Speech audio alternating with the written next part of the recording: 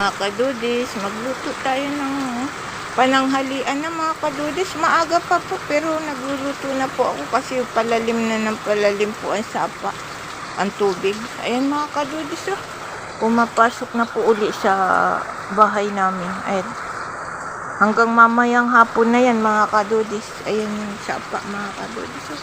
Pataas na ng pataas. Kaya nga okay nga po itong ginawa kong lutuan na nakataas talaga, sinahigang ko. Ayan. Kung hindi ko yung ginawa mga kadudis, di po tayo makakapagluto. Ayan, nagluto na po ako pananghalian mga kadudis. May uwi ang panganay kong pansit canton. Lulutuin natin at yun ang ulam natin. Luluto na ako mga kadudis kasi malakas ang ulan.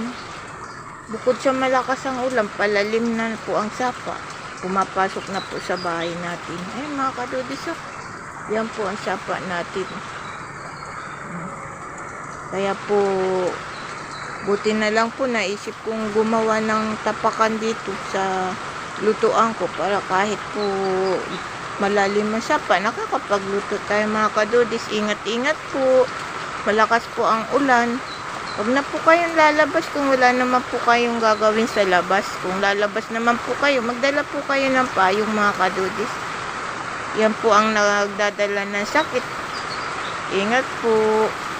Kailangan po wala tayong sakit ngayon sa panahon na to dahil mapakahirap po.